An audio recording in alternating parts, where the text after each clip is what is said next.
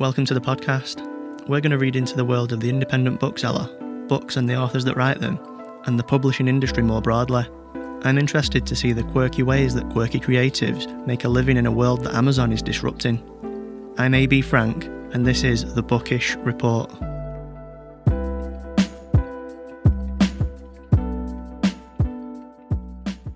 The Open Book in Wigtown, Scotland's national book town, is a very unique bookshop because anybody can run the bookshop for up to 2 weeks and stay in the living accommodation that's just upstairs above it.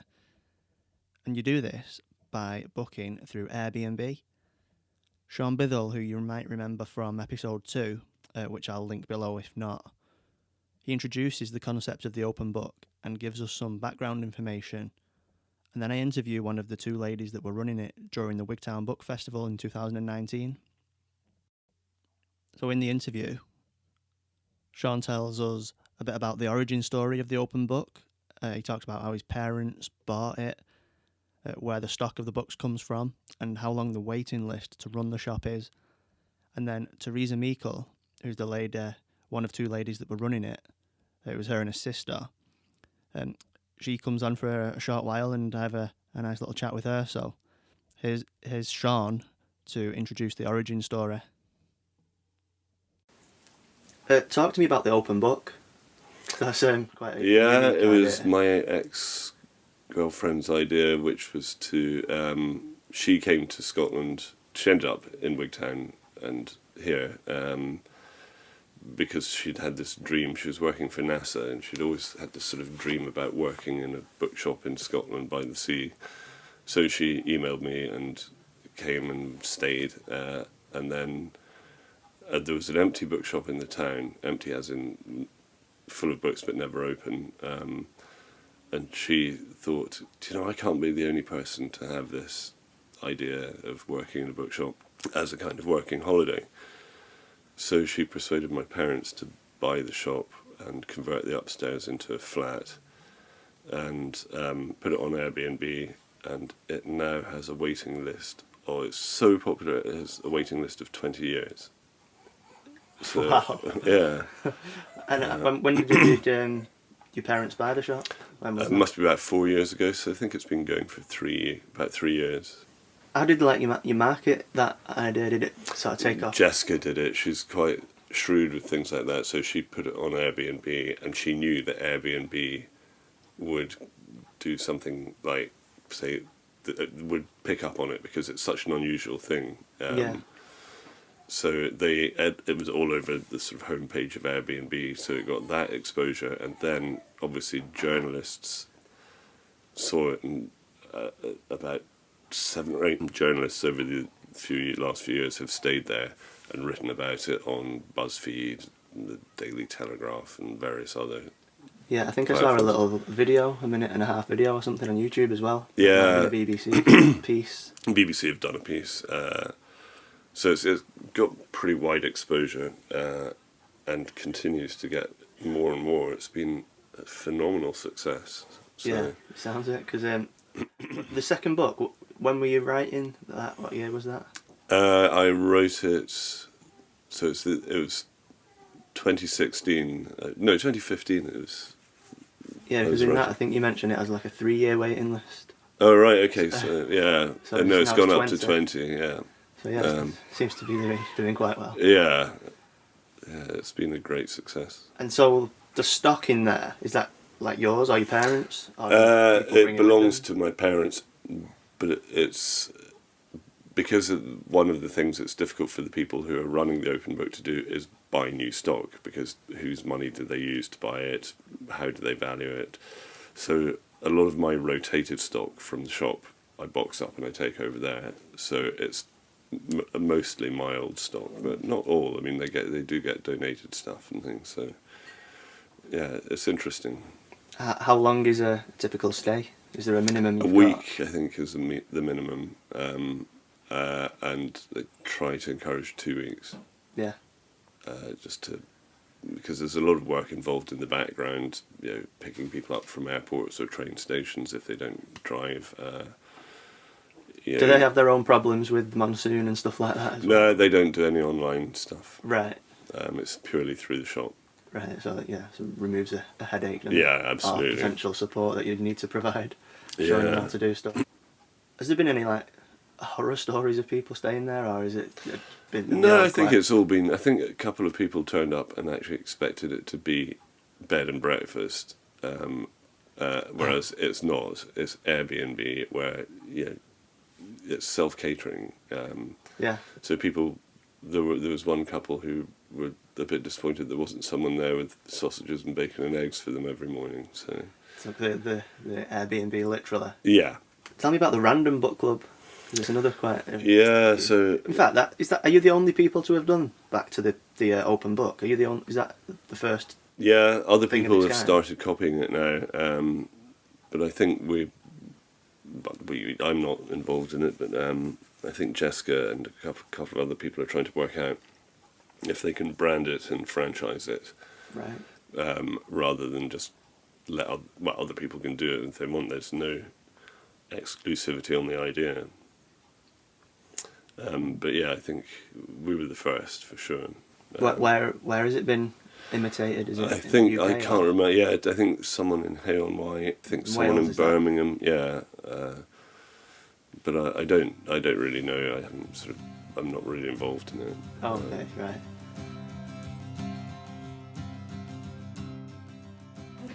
Right. So then, tell us who you are and what you're doing. Well, my name's Theresa Meikle. I'm from Toronto, Canada, but originally born in Motherwell, near Glasgow. Yeah. And I'm here running the Open Book with my sister, who lives in Connecticut. And you live? I live in Toronto, Canada, and she lives in Connecticut, US. Just flown over for the week to do the shop? Yeah, absolutely. And I booked it 3 years ago. Originally planned to come with my husband, but he changed his mind. My sister we love all things Scottish, and bookstores in particular. And so this is a great opportunity. I'm an English teacher, so I love books. So you're always around books anyway? Always love books, and I've taught drama, and I love Shakespeare. So it was really a nice You read fit. a lot as well? I'm a big reader, yeah. And lots of different kinds of things. I read fiction, I read nonfiction. I like to write a wee bit. So. You've published anything? Well, not anything you'd be interested in reading. Educational resources. Right. Right? Because I'm a teacher, and stuff to help teachers teach. Oh, cool. Yeah. Teach the teacher. Yeah, Train the trainer. Exactly. Yeah.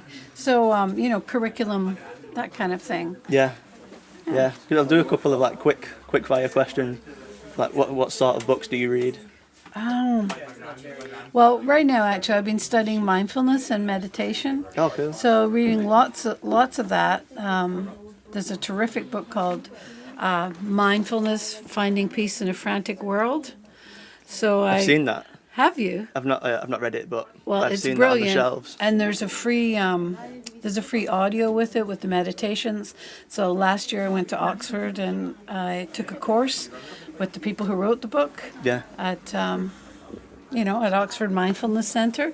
So that was amazing. So I'm doing lots of that reading, and lots of reading in Buddhism and psychology, mental health. I've got a psychology degree. Really? Yeah. Well, it's kind of come out of my interest as I was a teacher and a head teacher, an assistant head teacher in Canada, and my recognition that kids are struggling. We have a lot of people struggling with mental health issues. So what are some good strategies to help in the classroom? So I've been teaching some mindfulness strategies to teachers to support their work with kids. Yeah. That's good. So you seem quite entrepreneurial. Well, you're doing this, and you got the resources for teachers and stuff like that. Yeah, but not really out of a business sense. No, maybe that. More out of a, I loved being a teacher, and then I retired. So, well, surely there's something I could do to be helpful. Yeah. And, so that's what I do. Yeah. So you've been here for a week running the open book. Are you opening your own bookshop? Oh, no. No ambitions in that way. I mean, I am offering meditation classes, Actually, I teach meditation at a yoga studio, but I do it for free. The yoga studio, Modo Yoga, give me the space, and people pay donations, and I give the money to schools. So that's, it's not entrepreneurial. It's just kind of, this is a great idea. I think people should practice, and I just do it. Yeah, cool. Yeah. What are you reading at Right. the present moment? So I'm reading The Diary of the Bookseller. Oh, the first one, yeah. Yeah, and I'm reading a rebus that I started before I left home. And I'm always reading mindfulness stuff. Sharon Salzberg Okay. is an important author for me. What else am I reading? I think that's about it right at the moment. Actually, I'm reading a little bit of history of the area and stuff like that. Like, Around yeah, Wigtown? I'm just trying to figure out where am I, what's the history of this area. It's nice around here, isn't it? It's beautiful, and we heard we were at the Booktown breakfast this morning Oh, yeah. with the fantastic band. They were a brilliant bookshop band, and there was a speaker there. I've forgotten his first name, but his last name is Juper, and he had a really interesting talk that I thought my husband would appreciate. So I just bought his book, and I can't remember what it's called. Isn't that terrible? Something about continents, but I don't know. Anyway, that just sort bought of the goes book. on to the next sort of question. So you've bought that for your husband. Yeah. What is the book that you recommend or give as a gift to people the most? Wow. That's a great question. I don't know. I think when you know people, you have a good sense of who people are. That talk this morning was about Norse tales and geography and the importance of stories and how when we look to the past, it can inform the present. So my husband's a geographer, and it was a good fit, right? So I think it's hard to say, what's the right book for somebody. But if you're a book lover, I would suggest Shaun's books, right? Yes, yeah, that makes sense. absolutely, That right? makes perfect sense. And we've been referring people down to see him and have a look at that book. Yeah, I called in and he wasn't expecting me. You go up some stairs and then Yes. there's a barrier because it's his private home after Yes. after that thing. I was like at the top of it because there's bookshelves right up to there. Mm-hmm. And I just got somebody walk past and I said, "Is Shaun available?" And he came over and I'd been in touch in advance, and we just did the interview. Oh, great. So that's nice. I mean, having access to the actual author is important. I mean, another thing that happened, the lady in the bookshop next, her name is Ruth, and she's new here. But I told her I was from Motherwell, and the next day she found me a book about Motherwell. There was the only one in the shop, so that was a nice. gift. And she has Ur Willie books. I don't know if you know Ur Willie. Ur Willie and No. the Bruins. When I grew up here, they're cartoons. So I bought a couple of Yeah. those to take home. I know who those are for, That's nice, right? yeah. So knowing who people are and what their interests are, I think, is important. Yeah, that'll influence what book you would get them, wouldn't it? Yeah. And the bookshop band, they did this great song today. I saw them earlier outside the bookshop. Yeah, they did a song that is the first sentences of books they've read. It's all kind of... It's brilliant. It's brilliant.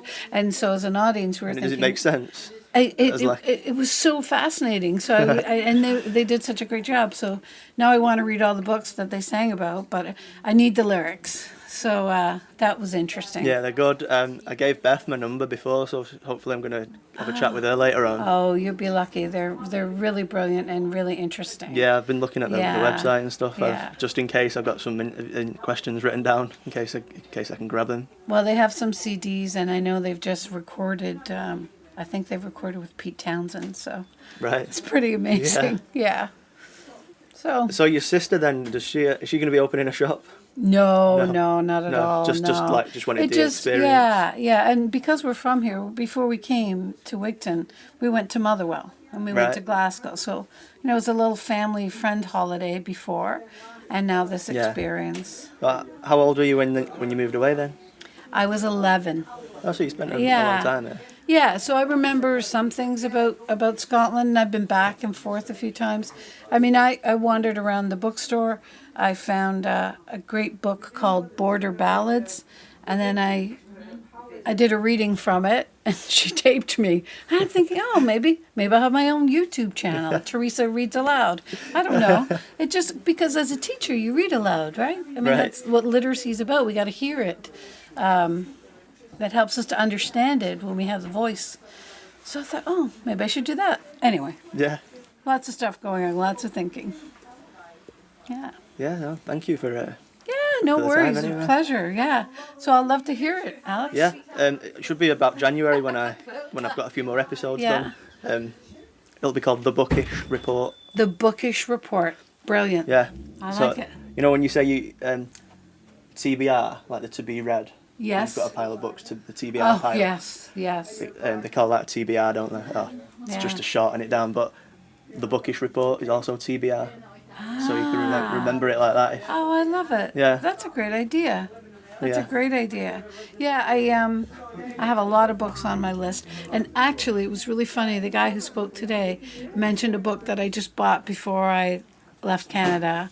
And I can't remember the name of that either. But it's a rewriting of the Iliad. Yeah, it's So- funny when you hear a book that you've maybe thought about in the past or been recommended in the Yes. past, and then you end up buying it, don't you? Yeah, absolutely. Like 2 or 3 mentions, and you think, Yeah. I should get that. I if it should keeps definitely getting, follow up on if it keeps that. getting mentioned. Yeah, for sure. So you do a lot of reading too, Alec? I do, yeah. Yeah. Yeah. I've met about 45 books maybe a year. Wow. Okay. I don't keep track, but I've been thinking about keeping a reader's journal. Yeah, well, I've just got like a spreadsheet, so I just put it's just Oh, got a yeah. number at the bottom, but on the side, Yes. which how many rows there are is how many books I've read. Yeah. So Well, sometimes I post them on Facebook to my friends. Like, I'm reading this. An author I read a lot recently is Anne Patchett. I've not. Is heard of an her. American. Her books are all very interesting and very different. So I've enjoyed her work. Anyway, I read lots of Yeah. different things. So what's it like in the shop being a bookshop owner? Well, I'm sure it's not the same. Like, if you work at Waterstones or, Chapters or something, because here everything is a used book, and people are really interested in who's working in the store and what are the stories of the people who work in the store. So you're having because, lots of great it's conversations. New people every so often, isn't it? Every 2 weeks, or every Exactly. week. Yeah. We have lots of conversations, and people come from different places, right? So we've met people. Our first book we sold was to two Canadians. Oh, So what that are the was quite chances? funny, yeah. What are the And, chances? In the hotel I'm staying in, yes. I was in the hotel bar last night when I got there, and there's a guy there who was from like 5 minutes down the road from where I live Oh, wow. in Manchester. Oh, that's funny. That's funny. Yeah, so, I mean, we met those Canadians, and then we met two people who ran the bookstore 2 years ago, and they've come back. So we have lots of great conversations with people. We met a lot of teachers. I don't know, they must be Yeah. giving off some kind of teacher vibe You're or attracting something. the teachers. Yeah, yeah. How long did it take you to remember where all the books will be? Well, there's some signposts around the store, and when the first few days it wasn't very busy. We're just walking around, having a look, familiarizing Yeah. ourselves with what's here. But it's difficult to find a specific book for somebody, right? So the stock is not exhaustive, but we can certainly recommend all the other bookshops. Yeah, and you stay upstairs, do you? When you Yeah, have the yeah. So open we have a book? little flat upstairs, and it's fabulous. We can make our coffee and tea in the morning. Yeah. Yeah. We take little breaks and go down the street. One will go and then the other goes, and yeah. So we bought a few things in the town. Yeah. Yeah. You've Really. seen it all, done a bit of tourism Oh yeah, stuff. and then down by the water, the estuary is absolutely beautiful. So when I was saying before about the meditation, my first day I walked down, found a little bench. There's, Yeah, it's stunning, beautiful landscape. it is nice. Yeah. Well, no, thank you for No, you're very welcome, Alex. for No problem. I interrupted So, your... yeah, no worries. These people can find books by themselves, can't you? Yeah, Yeah, there you go. You're probably as good at it as I am.